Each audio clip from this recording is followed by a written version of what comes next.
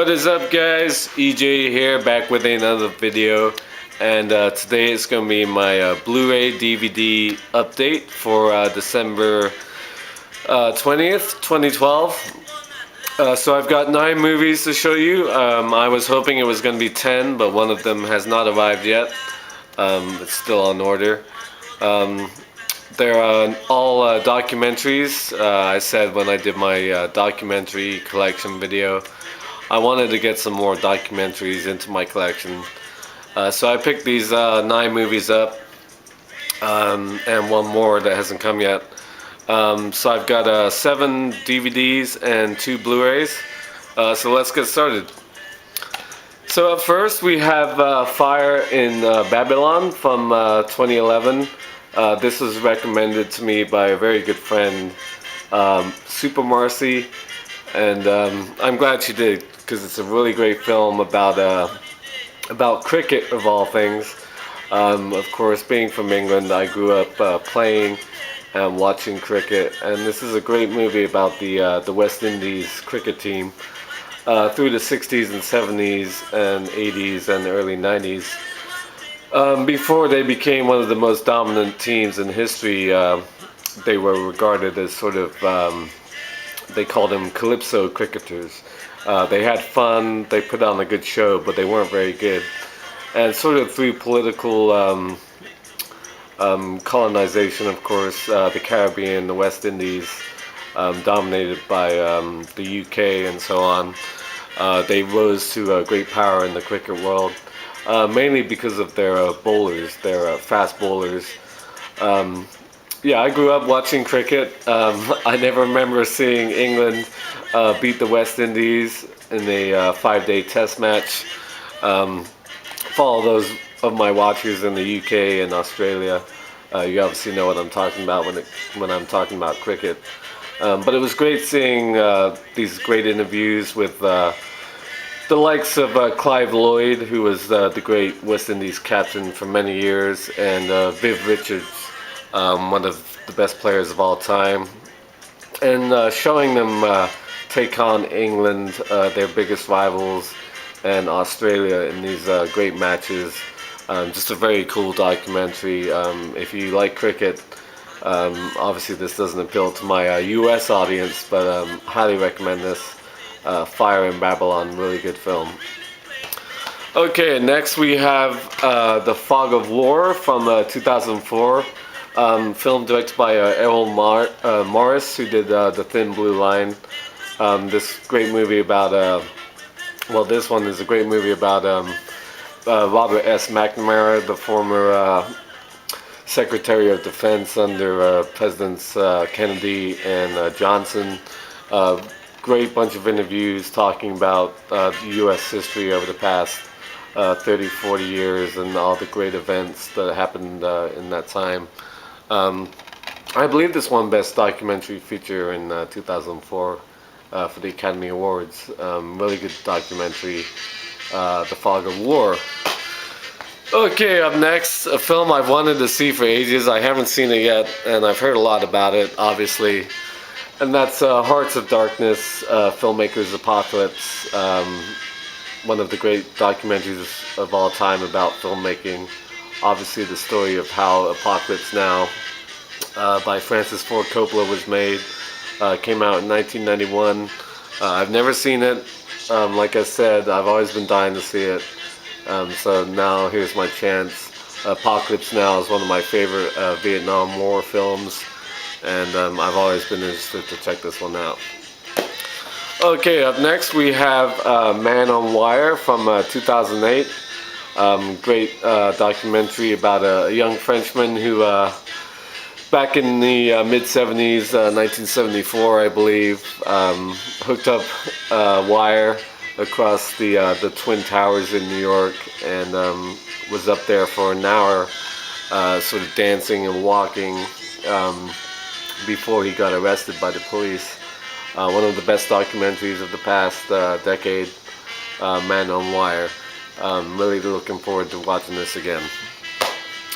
Okay, up next, a very popular documentary in when it came out, and that's the March of the Penguins. Great film from 2005. I believe it won Best Documentary that year. I may be wrong about that. But narrated by Morgan Freeman, of course. The story of the emperor penguin living in Antarctica. Sort of set off the whole penguin craze that we've had since then. Films like Happy Feet and the penguins in Madagascar really wouldn't be as popular as they are if it wasn't for this film. I saw this in the theaters when it came out, obviously when I was working at the movies.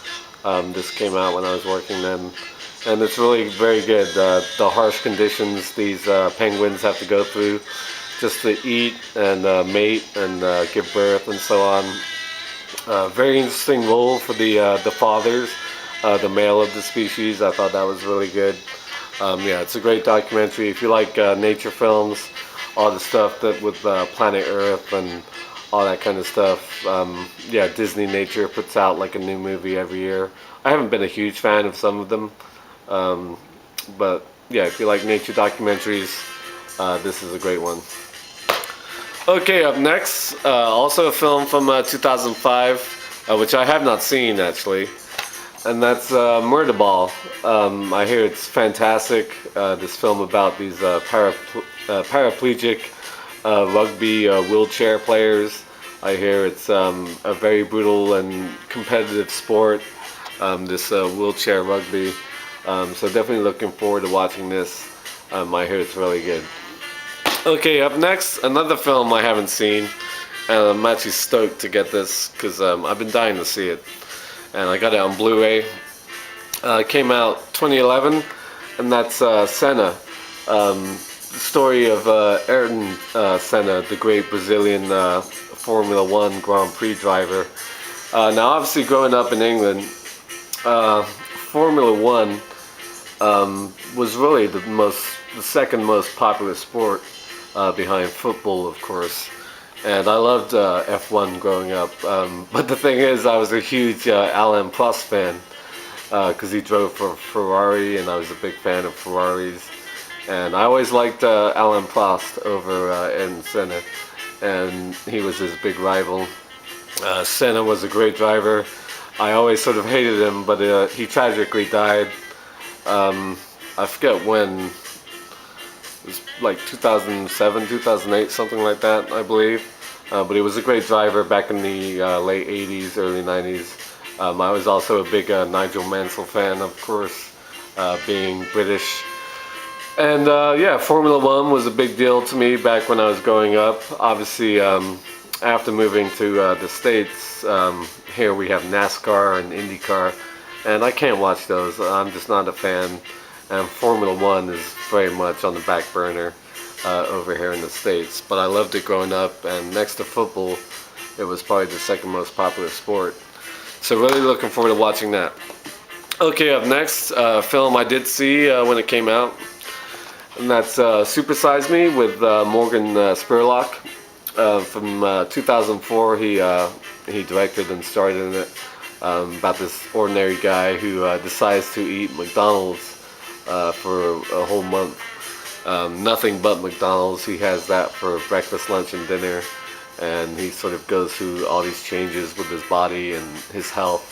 It's a very interesting film. I, of course, have been eating McDonald's for a long time. For a while, it was like my favorite fast food place back when I was younger, and I'd eat there, I don't know, once a week, something like that. Not to the extreme that he does in this film. And the funniest thing is watching what happens to these foods when they're just sitting out with like nothing happens to them. Obviously stuff gets moldy, like burgers and the bread and stuff, but he left the French fries out the whole time, and the French fries didn't change at all. It was very weird. Yeah, McDonald's French fries are good when you first get them and eat them, but I wouldn't want to touch them after like 3 or 4 days. That's just crazy. It's a good movie, and he went on to do like other documentaries as well, and some show on FX, I believe, which I heard about but didn't see. But yeah, this is a good, fun documentary. Okay, last but definitely not least, I mentioned my friend Super Marcy earlier.